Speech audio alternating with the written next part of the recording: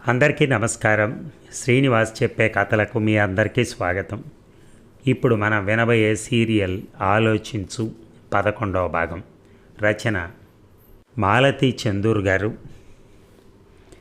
లల్లీ లల్లీ నేను అంటున్నాడు అతను ఆదుర్దాగా. కంగారుగా ఉంది ఆ కంఠం. సుజాతని నర్సింగ్ హోమ్లో అడ్మిట్ చేశాను. మధ్యాహ్నం జాయిన్ చేశాను. చాలా కష్టపడుతోంది. డాక్టరు అతను చెప్పలేకుండా ఉన్నాడు. ఏమిటన్నారు?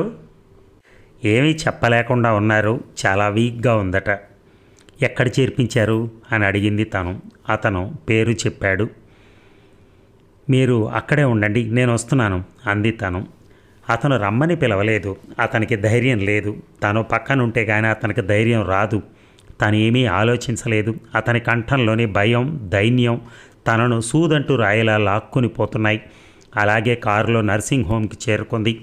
అతను తన కోసం ఆదుర్దాతో వరండాలో ఎదురు చూస్తున్నాడు. తను అతడికి ధైర్యం చెప్పింది. భయం లేదని బుజ్జగించింది. అతను చిన్న పిల్లవాళ్ళ తన చేయి పట్టుకుని వదలలేదు. ఆ రాత్రి తెల్లవార్లు తామిద్దరు అలా కూర్చుండిపోయారు. తన కానుపులు ఎప్పుడూ ఇంత కష్టం అవ్వలేదు. సవ్యంగా మామూలుగా జరిగిపోయాయి. ఆ రాత్రి అంతా ఆదుర్దాతో ఏం కబురొస్తుందో అని భయపడుతూ కూర్చున్నారు. చివరికి ఏం జరిగింది? రాత్రి 3ంటికి అతి కష్టం మీద సుజాత ప్రసవించింది. కానీ పుట్టిన బిడ్డ ఏడవలేదు. డాక్టర్ చాలాసేపు ప్రయత్నించి చివరికి తన ఓటమి ఒప్పుకున్నాడు. ఆ వార్త విన్నప్పుడు తానెందుకో అపరాధం చేసినట్టు, హత్య చేసినట్టు ఫీల్ అయింది. తన ద్వేషం, క్రోధం తల్లి గర్భంలోనే ఆ ప్రాణికి తగిలిందా? అతని వంక సూటిగా చూడలేకపోయింది.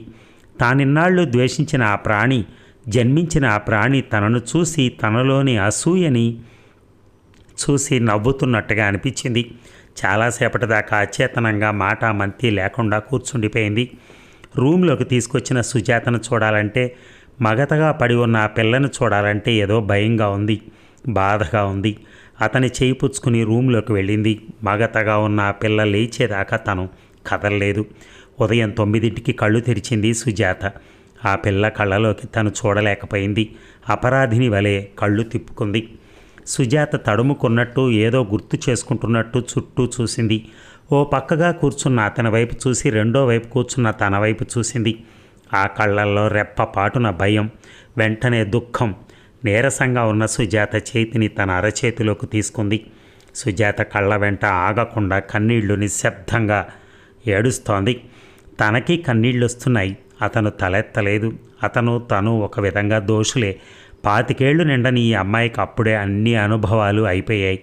ఆ పిల్లని ఎలా ఓదార్చాలో, ఏమని అనునయించాలో కూడా తెలియదు. లేడీ డాక్టర్ వచ్చి గ్లూకోజ్ ఇంజెక్షన్లు ఇచ్చి తాగడానికి హార్లిక్స్ పట్టమంది. నర్సు హార్లిక్స్ కలిపి తీసుకొచ్చింది. తాను అందుకుని కొద్దిగా పట్టింది. తన గుండెలకు ఆనుకుని జారగిలబడి కాస్త హార్లిక్స్ గుటక వేస్తున్న సుజాతని తనని మార్చి చూసి అతను అక్కడి నుంచి లేచి కిటికీ దగ్గరికి వెళ్ళిపోయాడు. తనకు తెలుసు అతను ఎంత బాధపడుతున్నాడో. తామిద్దరి మధ్య ఘర్షణ, పెళ్ళి, ఆ పైన ఈ ట్రాజడీ. దీని అంతటితో అతను తన నేరాన్ని, తన పాత్రని తలుచుకుని దోషి వలె కుమిరిపోతున్నాడు. అతన్ని ఎలా ఓదారుస్తుంది? ఈ పిల్లకి ఎలా ధైర్యం చెప్తుంది? మనుషులు ఎందుకు సమస్యలని, చిక్కులని కావాలని ఆహ్వానిస్తారో? తను ఏం చేసి వీళ్ళ బాధను తగ్గించగలదు? ఆ గదిలోంచి వెళ్ళిపోయి వాళ్ళిద్దరిని ఒంటరిగా వదిలితే ఒకరినొకరు ఓదార్చుకుంటారా? కానీ అటువంటి అవకాశం కల్పించటం లేదు. సుజాత తన చెయ్యి వదలటం లేదు. అతను ఈ అమ్మాయి దగ్గర రాలేకుండా ఉన్నాడు. గిల్టీ కాంప్లెక్స్తో దూరంగా నిల్చున్నాడు. సుజాత నీరసంతో కళ్ళు మూసుకుంది. మూసిన కనురెప్పల కింద నుంచి తడితడిగా కన్నీరు. ఆ కన్నీటిని తన పమిటి చెంగుతో యాంత్రికంగా తుడుస్తోందే కానీ ఆ అమ్మాయి గుండెల్లో బాధని తను పోగొట్టగలదా? ఇదంతా ఎందుకు జరిగింది? ఎందుకు ఇలా పరిణమించింది? సుజాత 15 రోజుల పాటు నర్సింగ్ హోమ్లో ఉంది. స్పెషల్ నర్సును పెట్టినా తాను ఇంచుమించు మంచం పక్కనే ఉండేది. స్నానం వగైరా అంతా అక్కడే చేసేసేది. ఇంటికి వెళ్ళిన రోజు వెళ్ళేది, లేని రోజు క్యారియర్ తెప్పించుకునేది. ఆ పిల్ల తన శ్రద్ధ పట్ల, తన సేవ పట్ల కృతజ్ఞత చూపుతుంటే గిల్టీగా ఒక పెద్ద నేరం చేసినట్టు ఫీల్ అయ్యేది. ఆ 15 రోజులు అతను రోజు నర్సింగ్ హోమ్కి వచ్చేవాడు. సాయంత్రం పూట 1 గంట సేపు వచ్చి కూర్చునేవాడు. అతను రాగానే తన చుట్టూ ఉన్న కాంపౌండ్లో పూల మొక్కల మధ్య తిరిగేందుకు వెళ్ళిపోయేది. అతను వరండాలోకి వచ్చి నిల్చోవటం చూసి పైకొచ్చేది. తను లేనప్పుడు వారిద్దరూ ఏదైనా మాట్లాడుకునేవారా? ఏం మాట్లాడుకునేవారు? ఈ ఆలోచనలు వచ్చేవి. కానీ వారిద్దరి మొహాల్లో ఏదో అనిశ్చితి, తెలియని ఇబ్బంది కనిపించేది. తన రాక కోసం ఇద్దరూ ఎదురు చూస్తున్నారా అని కూడా అనిపించేది. 18 రోజులకు సుజాత మళ్ళీ మామూలు మనిషి అయింది. బలహీనత తప్ప వేరే ఏమీ లేదు. ఇంటికి వెళ్ళొచ్చన్నారు డాక్టర్లు. తనకు ఆ పిల్లను తనతో తీసుకుని వెళ్ళాలని ఒక్క క్షణంలో అనిపించేది. మరుక్షణంలో వ్యతిరేకంగా అనిపించేది. తను ఎటూ నిర్ణయించుకోలేకపోయి సతమతం అయ్యేది. అతను కానీ సుజాత కానీ ఆ ప్రస్తావన ఎత్తలేదు. నర్సింగ్ హోమ్ నుంచి సుజాత తిరిగి తన ఇంటికి వెళ్ళిపోయింది. ఆ తర్వాత అప్పుడప్పుడు ఫోన్లో మాట్లాడేది. మళ్ళీ పరిస్థితులు మామూలుగా అయిపోయాయి. అతను అక్కడ కొన్నాళ్ళు ఇక్కడ కొన్నాళ్ళు ఉంటున్నాడు. వాళ్ళిద్దరూ ఎలా రాజీ పడ్డారు? సుజాతకి ఇక పిల్లలు కలగరని తెలుసా? ఆ విషయం అతను చెప్పగలిగాడా? చెప్పినప్పుడు ఆ పిల్ల ఏమంది? ఈ ఆలోచనలు వస్తూ ఉండేవి తనకి. భగవంతుడు తనకు తగిన శాస్తి చేశాడు అని సుజాత తనలో తాను అనేకసార్లు అనుకుంది. నేను తప్పు చేశాను, మీ ఇద్దరి మధ్యకి వచ్చాను, అందుకే నాకు తగిన శాస్తి జరిగింది. నా పాపం నాకు శాపమై కొట్టింది. దేవుడు నాకు సరైన శిక్ష విధించాడు. మీరు మంచివారు కాబట్టి నాకింత చాకరీ చేస్తున్నారు. మా అమ్మ కంటే శ్రద్ధగా చూస్తున్నారు. నా మీద అసహ్యం వేయటం లేదా, ద్వేషం కలగటం లేదా అంటూ హిస్టీరికల్గా ఏడుస్తూ ఉండేది సుజాత. ఆ అమ్మాయి అలా ఏడ్చినప్పుడల్లా తన మనసులో కలుక్కుమనేది. తను ఈ పిల్లను ద్వేషించలేదా? ద్వేషించానని పైకెందుకు ఒప్పుకోలేకుండా ఉంది? తనకు పాపపుణ్యాల్లో భగవంతునిలో నమ్మకం లేదు. కానీ సుజాతకు వీటన్నిటితో పరిపూర్ణమైనటువంటి నమ్మిక. అందుకే భగవంతుడు శిక్షించాడు అనుకుంటోంది. శిక్షించింది భగవంతుడు కాదు, ప్రత్యక్షంగా తన భర్త, పరోక్షంగా తను. తామిద్దరూ కలిసి ఈ పిల్లను మాతృత్వానికి దూరం చేశారు. తను మొదట్లోనే ఆ పిల్ల విషయంలో కాస్త జాలి కనబరిచుంటే, ఆరోగ్య విషయంలో శ్రద్ధ తీసుకోమని ఒత్తిడి చేసుంటే ఆ పుట్టిన ప్రాణి బ్రతికి ఉండేదేమో. తానెందుకు చేయలేకపోయింది? ఎందుకు? తను క్రమంగా స్కూలు వ్యవహారాల్లో పడిపోయింది. హెచ్ఎం తనను అతి చాకచక్యంగా పైకి కనపడనీయకుండా స్కూలు పనుల్లోకి దించింది. స్కూలు ఇంప్రూవ్మెంట్కి ఫండ్స్ కావాలి. ఫండ్స్ ప్రోగు చేయాలి. ఈ డబ్బు ప్రోగు చేయటం తన జీవితంలో చాలా ముఖ్య విషయం అయింది. వారానికి 3 రోజులు కమిటీ మీటింగ్లని, బెనిఫిట్ షోలని, సావనీర్లని, ఏ మార్గాన ఎంత ప్రోగు చేయాలో, ఎక్కడెక్కడ ట్రస్ట్లు, చారిటీస్ ఉన్నాయి అని తల మునకలుగా పనులు పెట్టుకునేది. అప్పుడే స్వామీజీ మాటలు పదే పదే జ్ఞాపకానికి వస్తూ ఉండేవి. సరి అయిన బాత్రూమ్స్ లేవు, ఓవర్ హెడ్ ట్యాంక్ లేదు, కొన్ని క్లాసులు రేకుల షెడ్స్లో ఉన్నాయి, చుట్టూ ఫెన్సింగ్ తీసి కాంపౌండ్ కట్టించాలి. ఇలా ఎన్నో పనులకు డబ్బు ప్రోగు చేస్తూ ఉండాలి. 6 నెలలకొకసారి పేరు చొప్పున పోగుబడిన డబ్బుతో పనులు చేస్తూ ఉండేది. ఈ పనుల్లో పడ్డాక తనకు అతన్ని గురించి, సుజాత గురించి అంత ఆలోచనలు వచ్చేవి కావు. ఎప్పుడైనా సుజాత ఫోన్లో మాట్లాడుతూ ఉండేది. తనకు పూర్వమంత తీవ్రమైన కోపం, ఆలోచించేటటువంటి వ్యవధి తగ్గుతూ వచ్చాయి. ఆ తర్వాత ఏమైంది? జీవితం తాపీగా సెలయేరు వలె సాగిపోతూ ఉంటుందని ప్రతిసారి అనుకుంటూ ఉంటారు. ప్రతి వ్యక్తి కడుపులో చల్ల కదలకుండా నీడ పట్టున హాయిగా ఉండాలనే అనుకుంటాడు. అలా 10 రోజులు ఉండేసరికి ఈ ప్రశాంతత శాశ్వతం అనుకుంటాడు. తను అలాంటి ప్రశాంతతలోనే పడింది. అలాంటప్పుడే మరో తుఫాన్ ఎదుర్కోవాల్సి వచ్చింది తాను. అతను జపాన్కి, ఫార్ ఈస్ట్కి బిజినెస్ టూర్కి వెళ్ళాలనుకున్నాడు. తనను రమ్మనమన్నాడు. రానంది. సుజాతను తీసుకెళ్లమంది. అతను రమ్మన్నాడో లేదో తెలియదు కానీ సుజాత వెళ్ళలేదు. 3 నెలల పాటు తిరిగి వస్తానని బయలుదేరాడు. నువ్వు వస్తే బాగుంటుంది అన్నాడు అతను తన టూర్ గురించి చెప్తూ. నేను స్కూలు పనులు నెత్తిన వేసుకున్నాను. పై నెలలో బెనిఫిట్ షో వేస్తున్నాం, టిక్కెట్లు అవి అమ్మించాలి అని. అవి ఎవరైనా చూసుకుంటారు. మనిద్దరం వెస్ట్ అంతా చూసాం, ఈసారి ఈస్ట్ కూడా చూడాలనుంది. మీరు వెళ్ళండి. నీకు చూపించాలనుంది, నా సంగతి వదిలి. నాకంత ఉత్సాహంగా లేదు. సుజాతను తీసుకెళ్ళండి, తన మట్టుకు ఎప్పుడు చూస్తుంది. అతడు పక్కన నవ్వాడు. తను తెల్లబోయి చూసింది. మీరిద్దరూ 18వ శతాబ్దపు మహాపతివ్రతల్లాగా తనంటే తను అని ఒకరి కోసం ఒకరు రానంటున్నారు. నేను ఎప్పుడన్నా చూస్తాను, ఆమెను తీసుకెళ్ళండి అని నువ్వన్నట్టే సుజాత కూడా అంది. నాకు చూడాలని లేదు, ఇక్కడ పనులన్నీ మానుకుని రావాలని అనిపించటం లేదు. బాధ్యత నెత్తిన వేసుకున్నానా, అది మధ్యలో వదలటం ఇష్టం లేదు. వచ్చే సంవత్సరం వస్తాలేండి అంది తను, అతన్ని నిరాశపరచడం ఇష్టం లేక. తామిద్దరిలో ఏ ఒక్కరూ వెంట లేకుండా అతను ఒక్కడే వెళ్ళాడు.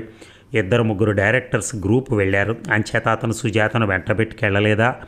వాళ్ళ ముందు ఆ పిల్లను తన భార్యగా పరిచయం చేయడానికి వెనకాడా? ఏమో. ఎయిర్పోర్ట్కి సుజాత కూడా వచ్చింది. తను 2-3 మాటలు మాట్లాడింది. ఎయిర్పోర్ట్కి వచ్చిన వాళ్ళలో తమ కంపెనీ వాళ్ళు, స్టాఫ్, ఫ్రెండ్స్ చాలామంది ఉన్నారు. అంతా తనను, సుజాతని పబ్లిక్గా ఒకే స్థలంలో చూశారు. వారు తామిద్దరిని మార్చి మార్చి చూసి చెవులు కొరుక్కుంటున్నారని తనకు తెలుసు. తానక్కడ నిలవలేకపోయింది. అవమానంగా, సిగ్గుగా ఉంది. కానీ తను బయటపడలేదు. గమనించనట్టుగా ప్రవర్తించింది. ఆ రోజు ఏరోడ్రోమ్ నుంచి ఇంటికొస్తుంటే సుందరి నెమ్మదిగా డ్రైవర్కి వినిపించకుండా అంది, సుజాత రాకపోతే అంత పబ్లిక్గా సెండ్ ఆఫ్ ఇవ్వటానికి వచ్చింది. సిగ్గు లేదు కాబోలు. నాన్న ఎలా రానిచ్చారో. అధిక ప్రసంగం చేయకు, ఊరుకో అని తను సుందరిని గదమాయించింది. ఆ తర్వాత తను అలా గదమాయించగలిగిందా? రవి పేచి పెట్టినప్పుడు ఏం చేయగలిగింది? ఆడపిల్ల కాబట్టి సుందరిని అణచగలిగింది. మరి రవిని ఆపగలిగిందా? ఆ రోజు ఉదయం తాను ఇంకా కాఫీ కూడా తాగలేదు. తెలవారుతోంది. ఇంకా పూర్తిగా వెళ్తురు రాలేదు. అప్పుడే ఫోన్ వచ్చింది. సుజాత ఇంటి నుంచి పని మనిషి ఫోన్ చేసింది. అమ్మగారు ఎట్లాగో ఉన్నారు, నోట్లోంచి నురగలా వస్తోంది. ఎంత పిలిచినా పలకటం లేదు. నాకేమిటో భయంగా ఉంది. అయ్యగారు ఒంట్లో బాగా లేకపోతే మీకు చెప్పమన్నారు అంటూ. తనకు ముందు ఎవరు ఫోన్ చేస్తున్నారో, ఎందుకు ఫోన్ చేస్తున్నారో అర్థం కాల. విషయం గ్రహించుకోవటానికి 5 నిమిషాలు పట్టింది. డాక్టర్ గారిని పిలిచారా? లేదమ్మా, నాకేమిటో భయంగా ఉంది అంది. నిజంగానే గడగడలాడిపోతోంది. నేను డాక్టర్ని తీసుకొస్తాను, నువ్వు అక్కడే ఉండు, కదలకు అని చెప్పింది. డ్రైవర్ ఇంకా రాలేదు. తను ఎలా వెళ్ళటం? ఆ పిల్ల ఇల్లు ఎక్కడ? ఫోన్ నెంబర్ అయితే తెలుసు కానీ తనకి ఇల్లు తెలియదు. తన ఫ్యామిలీ డాక్టర్కు ఫోన్ చేసి నిద్ర పక్క మీద ఉన్న ఆయన్ని అర్జెంటుగా రమ్మని ఫోన్ చేసి ఆయన కారులో ఆ ఇంటికి చేరుకుంది. తమ డాక్టర్ సుజాతకి మందులు ఇస్తున్నాడని తనకు తెలుసు.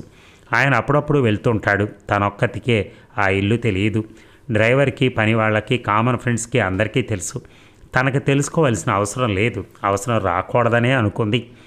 డాక్టర్ గారిని తీసుకుని తను వెళ్ళేటప్పటికి ఎలా ఉంది? ఆయన మొహం పెట్టి గ్రహించుకుని పరిస్థితి చాలా సీరియస్గా ఉందని అంబులెన్స్కు ఫోన్ చేసి నర్సింగ్ హోమ్కి తీసుకెళ్లాడు. మొదట్లో నర్సింగ్ హోమ్ వాళ్ళు చేర్చుకునేందుకు ఇష్టపడలేదు. పక్కన డాక్టర్ తమ పొజిషన్ ఈ రెంటిని పట్టి ఒప్పుకున్నారు. నర్సింగ్ హోమ్లోకి వచ్చేసరికి సుజాతకు తెలివి లేదు. పల్స్ చాలా ఫిబుల్గా ఉంది. ముందు స్టమక్ క్లీనింగ్ అన్నారు. ఎన్ని మాత్రలు తాగిందో ఎవరికీ తెలియదు. మందు బ్లడ్ సర్క్యులేషన్లో కలవకపోతే పర్వాలేదు అన్నారు. అది కలిసిందో లేదో వెంటనే చెప్పలేమన్నారు. ఆ సాయంత్రం దాకా తాము ఏ పని లేకుండా, ఎటూ కదలకుండా అలా విజిటర్స్ రూమ్లో కూర్చొని ఉంది. నర్సులు, డాక్టర్లు మీరిక్కడ చేసే పని లేదు, వెళ్ళిపోమన్నారు. కానీ తను ఎలా వెళ్తుంది? అతను ఊళ్ళో లేడు. సుజాతకి ఏమైనా అయితే అతని మొహం ఎలా చూస్తుంది? సుజాతకు ఏమీ అవ్వకూడదు. తనకు తెలియదు తను ప్రే చేసిందో ఏం చేసిందో. ఆ ఒక్క మాటనే 100 సార్లు, 1000 సార్లు, 1,00,000 సార్లు అనుకుంది. ఆ సాయంత్రం డాక్టర్ చెప్పారు, డేంజర్ జోన్ దాటింది, కానీ నిద్రపోనివ్వకూడదు. నిద్రపోయిందా లాభం లేదు అని. 2 నర్సులు చెరో రెక్క పట్టుకుని 48 గంటల సేపు కూర్చున్నారు. నర్సులు 6 గంటలకి 2 చొప్పున జావలాగా అటు ఇటు జారిపోతున్న మనిషిని 2 రెక్కలు పట్టుకుని కూర్చోబెట్టారు. కళ్ళు మూత పడనివ్వకూడదు. ఆ పిల్లను నిద్రపోనివ్వకూడదు. అలా కదిలితే అది దీర్ఘనిద్ర అవుతుంది అన్నారు. నర్సులను పెట్టుకుని తను అలా కూర్చొనుంది. 2 రోజులు 48 గంటలు తను కన్ను ముయ్యలేదు. మగతగా ఎవరినైనా దృష్టి నిలువలేని గాజు కళ్ళని, శూన్యంగా కాంతి విహీనమైన కళ్ళని చూస్తూ గడ్డం పుచ్చుకుని అటూ ఇటూ కదుపుతూ కూర్చుంది. ఆ 2 రోజులు 8 జతల నర్సులు, డాక్టర్లు తను సుజాతను దీర్ఘనిద్ర నుంచి, మరో ప్రపంచపు పొలిమేర నుంచి వెనక్కి లాక్కొచ్చారు. 3వ నాటి సాయంకాలం ఇక పర్వాలేదని డాక్టర్ అన్నాక తన ఆ కుర్చీలో అలాగే కూర్చుని నిద్రపోయింది. ఆ మరునాడు కానీ తనకి అతనికి తెలియపరచాలన్న విషయం జ్ఞాపకం రాలేదు. డాక్టర్ గారిని అడిగింది. ఆయన ఏమన్నారు? ప్రమాదం దాటింది, ఆయన వచ్చి మట్టుకు ఏం చేస్తాడు? రికవర్ అవడానికి చాలా టైం పడుతుంది. ఇలాంటి కేసుల్లో ప్రోగ్రెస్ చాలా స్లోగా, టీడీఎస్గా ఉంటుంది. ఆయనకి రాయకపోతే ఒంట్లో బాగాలేదని రాయండి, అంతేగాని ఇంకేం రాయకండి. మందులు తీసుకోవాలి, కొత్త నెత్తురు పట్టాలి. ఆయన్ని రమ్మని రాయొద్దంటారా? ఆయన వచ్చి చేసేదేం లేదు, ఇంటెన్సివ్ కేర్ కావాలి, అది చూసుకునేందుకు నర్సులు ఉన్నారు, పైన మీరున్నారు, ఆయన్ని కంగారు పెట్టడం తప్ప వేరే ఏమీ లేదు. పోనీ సుజాత అభిప్రాయం తీసుకోనా? పేషెంట్ క్లియర్గా ఆలోచించడానికి ఇంకా 2-3 రోజులు పడుతుంది, ఇప్పుడు అంతా ఫ్యాగీగా ఉంటుంది. అయితే తను క్లియర్ అయ్యాక రాస్తాను. డాక్టర్ గారు తన పని మీద వెళ్ళిపోయారు. ఆయనకి ఇలాంటి విషయాలంటే సానుభూతి లేదనిపిస్తోంది. సూసైడ్ అనేది డిమ్ వీకెడ్నెస్ చేసుకుంటారు, ప్లేన్ మైండెడ్ హెల్తీ పీపుల్ చేసుకోరు అని ఆయన తన ఫ్యామిలీ డాక్టర్తో అంటం వింది. డాక్టర్ కాబట్టి ఆయనకు అటువంటి ఖచ్చితమైన అభిప్రాయాలు ఉండొచ్చు. కానీ సుజాత ఎందుకు ఈ పనిచేసింది? ఆ పిల్ల డాక్టర్ గారి అన్నట్లు వీకెడ్ కాదే, వీక్లింగ్ కాదే, మరి తన ప్రాణం తీసుకోవాలని ఎందుకు ప్రయత్నించింది? అదృష్టవశాత్తు అంతా సవ్యంగా జరిగింది, బతికింది. లేకపోతే తనను తాను క్షమించుకుని ఉండేది కాదు. అతనికి నా మొహం ఈ జన్మలో చూపించలేకపోయేది, తన మొహం. ఆ తర్వాత 4 రోజులకు సుజాత కాస్త కోలుకున్నాక తమ వల్ల చేతికి అతను రాసిన ఉత్తరం వచ్చింది. అతను రాసిన ఉత్తరం అంత క్రితం రోజు వచ్చిందట. పని మనిషి తీసుకొచ్చి ఇచ్చింది. తను ఇచ్చిన ఉత్తరం అందుకుని సుజాత పక్క టేబుల్ మీద పెట్టింది. ఆ పెట్టడంలో ఏదో అనాసక్తి కనిపిస్తోంది. తనే ఉండలేక విప్పి చదువు అంది. ఆ అమ్మాయి బదులు చెప్పలేదు. తెల్లగా పాలిపోయిన పెదిమలతో నవ్వలేక నవ్వింది. నేను చదివి వినిపించనా అని అడిగింది తనే. ఆ ఉత్తరం చదవటానికి తనకెంత బాధో, అతను అందులో ఏమి రాసుంటాడో అన్న భయంతో ఆ ఉత్తరం ఆ అమ్మాయికి ధైర్యాన్ని ఉత్సాహాన్ని ఇస్తుందేమన్న ఉద్దేశంతో అడిగింది. సుజాత వద్దన్నట్టుగా తల ఊపింది. మూర్తిని రమ్మని రాస్తాను, నిన్ను అడిగి రాద్దామని ఊరుకున్నాను. నీకు ఒంట్లో బాగాలేదని రాశాను. అసలు పరిస్థితి రాయలేదు. డాక్టర్ గారు నిన్ను అడిగి రాయమన్నారు. వద్దు. ఏ? నేను బాగానే ఉన్నాను కదా, మీరున్నారు, ఏవి రాయొద్దు. ఇప్పటికే మీ అందరికీ శ్రమ ఇచ్చాను. Don't talk rubbish. రబ్బిష్ కాదు, తేలిగ్గా హాయిగా పోతాననుకున్నాను.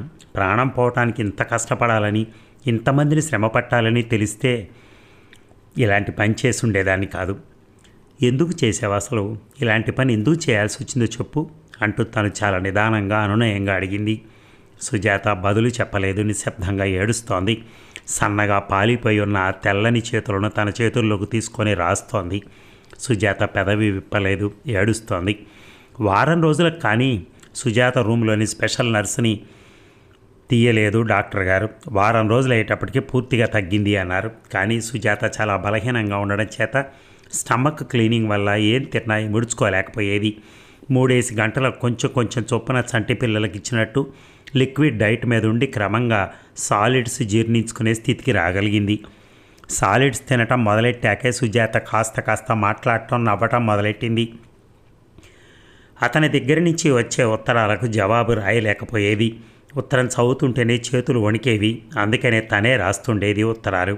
జ్వరం వచ్చిందని, అంచేత నర్సింగ్ హోమ్లో చేర్చామని, ఆదుర్ద ఏమీ లేదని పదే రాసేది. అతనికి తన మాట మీద నమ్మకం ఉంది, తన నిర్ణయాల మీద విశ్వాసం ఉంది. అందుకే టూర్ కట్ చేసుకుని రాలేదు. అప్పటికి 25 రోజులైంది సుజాతను నర్సింగ్ హోమ్లో చేర్చి. ఆ అమ్మాయికి మందులు ఇవ్వటం, ఉత్సాహంగా ఉండేటట్టు చూడటం, ఏవో కబుర్లు చెప్పటం తన బాధ్యత అయిపోయింది.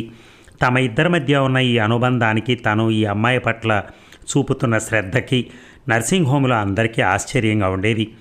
తనకి చీము నెత్తురు లేదని కొందరు అనుకుంటే, ఆత్మాభిమానం లేదని కొందరు అనుకునేవారు.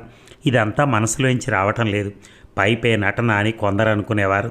అసలు తనే నిద్రమాత్రలు ఇచ్చి అతని సానుభూతి కోసం ఇంత సేవ చేస్తుందని కూడా అనుకునేవారు. ఎవరు ఏమనుకున్నా ఆమె లేవాలి, ఆరోగ్యంగా అందరిలాగా తిరగాలి, అదే తన ధ్యేయం. అతను వచ్చేసరికి ఈ అమ్మాయి ఆరోగ్యంగా తిరగగలగాలి. సుజాత రూమ్ విడిచి కారిడార్లోకి రాగలుగుతోంది. సాయంత్రం వేళ కారిడార్లో కుర్చీలు వేసుకుని కూర్చున్నప్పుడు ఒకరోజు మాటల్లో తను అడిగింది, మీ ఇద్దరు దెబ్బలు ఆడుకున్నారా అని. నీకెందుకు ఇంత కష్టం కలిగింది? ఎందుకు ఈ పని చేశావు? సుజాత 10 నిమిషాలు నిశ్శబ్దంగా ఉండిపోయింది. నాకు ఎటువంటి ఆశ లేదు, ఆ పిల్లైనా బతికుంటే. నిశ్శబ్దంగా ఏడుస్తోంది. ఊరుకో, నీకేం వయసు అయిపోయిందని తను ఓదార్చబోయింది. నాకు వయసు అవ్వలేదు, కానీ నాకు ఇక పిల్లలు పుట్టరు. ఒక పిల్లైనా ఉంటే ఆయన పట్టుకోగలిగేదాన్ని. తనకి గొంతు ఎండిపోతున్నట్టు అయింది. ఈ అమ్మాయికి అసలు విషయం తెలుసా? అతను అంత నిర్దయగా చెప్పగలిగాడా? అతను అలాంటి పని చేస్తాడంటే నమ్మలేకుండా ఉంది. నేను నీకెలా తెలుసు ఇదంతా? మా అంకుల్ చెప్పారు. ఆయనకెలా తెలుసు? ఆ డాక్టర్ దగ్గర ఉన్న నర్సు తనకు ఫ్రెండ్ అట, కావాలంటే రుజువు చేస్తానన్నాడు. నీకు బంధువులు ఉన్నారా? ఎప్పుడూ చెప్పలేదే. వాళ్ళంతా నా వాళ్ళు కాదనుకున్నాను, ఈయనొక్కరైనా మనిషి అనుకున్నాను అంది సుజాత. ఆడవాళ్ళందరూ ఎన్ని రోజులైనా ఎన్ని యుగాలైనా ఇలాగే ఆలోచిస్తారా? పిల్లలున్నంత మాత్రాన ప్రేమలుంటాయా? పిల్లలుంటే భర్తను పట్టుకోగలమన్నది ఉత్త భ్రమ. సుజాత తను అనుకున్నంత అమాయకురాలు కాదు. మీ సంగతి వేరు. ఆయనకు మీ మీద ఎంత విశ్వాసమో అభిమానమో మీకు తెలియదు. మీకు తెలుసా? తెలుసు, అందుకే చెప్తున్నాను. ఆ రోజు మీరు ఆశ్రమం నుంచి వస్తున్నారంటే జ్వరంతో ఇంటికి వెళ్ళిపోయారు. నేను బ్రతిమాలి ప్రాధేయపడ్డాను. తను పిల్లలు ఇంట్లో లేకపోతే మీరు కష్టపెట్టుకుంటారని మీకోసం పరిగెత్తుకొచ్చారు. ఆ రోజున మీ గురించి ఎంత అసూయపడ్డానో తెలుసా? తలుచుకుంటే నవ్వుగా ఉంటుంది. మీరేదో మందు పెట్టారనుకున్నాను అని సుజాత బలహీనంగా నవ్వింది. తనేమీ చెప్పలేక నవ్వింది. అందరు ఆడవాళ్ళు భర్త ప్రేమ అనేసరికి ఒకే విధంగా ఆలోచిస్తారా? వీటికి తరాలు తారతమ్యాలు ఉండవా? ఆ రోజు అనుకున్నాను, నాకు ఒక పిల్లవాడు కలిగితే, నేను ఒక తల్లినైతే ఆయన మీద అధికారం వస్తుంది, ఆయన్ని శాసించగలుగుతాను అని. ఆ తర్వాత మీ ఇంటికి వచ్చాను. ఆ రాత్రి నాకెందుకో న్యూనతగాను భయంగానూ ఉంది. ఆయన్ని చూడకుండా ఉండలేను. దొంగచాటుగా రాత్రి వేళ రావాల్సి వచ్చింది. మీరేం మాటలు అనుకుంటున్నారో, అసలు ఇంట్లోకి రాణిస్తారో లేదో, ఎటువంటి తిట్లు తినాలో అని గడగడలాడుతూ ఉన్న గుండెలతో వచ్చాను. మీరు నోరెత్తి ఒక్క మాట అనలేదు. అప్పుడు అనిపించింది నేనెంత పాడు పనిచేశానో, ఎంత దిగిపోయానో అని. చిచి, అలాంటి మాటలు అనుకోకూడదు అంది తను. నేను చెప్పదలుచుకున్నది చెప్పనివ్వండి. మళ్ళీ నాకు ధైర్యం ఉండకపోవచ్చు. ఆ రోజు ఇంటికెళ్ళి చాలాసేపు ఏడ్చాను. మా వాళ్ళందరినీ తలుచుకుని ఏడ్చాను. ఆ రోజు నుంచే నాకు కడుపులో భయంగా ఉండేది, నాకు పుట్టే పిల్ల బతకదు అని. నువ్వు అసలు ఇటువంటి భయాలు కడుపులో దాచుకుని ఎలా ఊరుకున్నావు? అతనికి చెప్పలేకపోయావా? అతనికి నీ మీద ఇష్టం లేకపోతే ఇన్ని సమస్యలు తెచ్చుకునేవాడా? నా మీద ఇష్టం కాలేదు, దారి లేక జాలి పడి చేసుకున్నారు. నా మీద ఆయనకి జాలి తప్ప మరేం లేదు. మీకు అంతే అని మళ్ళీ ఏడుస్తోంది. అసలు ఈ పిల్లను తను ఎలా ఓదార్చగలదు? మనుషులు తీరి కూర్చుని ఎటువంటి విషాదాలను ఎందుకు కొని తెచ్చుకుంటారో. 25 ఏళ్ళు నిండని ఆ అమ్మాయి ఎంత మానసిక క్షోభ అనుభవించిందో తామెవ్వరం కూడా ఈ అమ్మాయిని అర్థం చేసుకోవడానికి ప్రయత్నించలేదు. అందుకనే స్వామీజీ అర్థం చేసుకో, ఆలోచించు అని ప్రతి వారికి చెప్తూ ఉంటారు. ఆయన ప్రతి హృదయాన్ని చదవగలరు. కానీ తనో, నేను అనుకున్నట్టే ఆ పుట్టిన ప్రాణి పోయింది. ఆ కష్టంలో మీరు తల్లి కంటే ఎక్కువ ప్రేమ చూపించారు. దానికి నేను ఇచ్చిన ప్రతిఫలం ఏమిటి? అవమానం, బాధ, నలుగురిలో మిమ్మల్ని కించపరచడం. మీరు దాన్ని అహాన్ని దిగమింగుతున్నారు. ఎవరి కోసం? ఆయన కోసం. మరి నేనో అవాకులు చవాకులు, బాధలు, సమస్యలు, ఇవి నేను ఆయనకి ఇచ్చినవి. మరి ఈ భాగం ముగిద్దామా? మళ్ళీ రేపు కలుద్దాం. Thank you.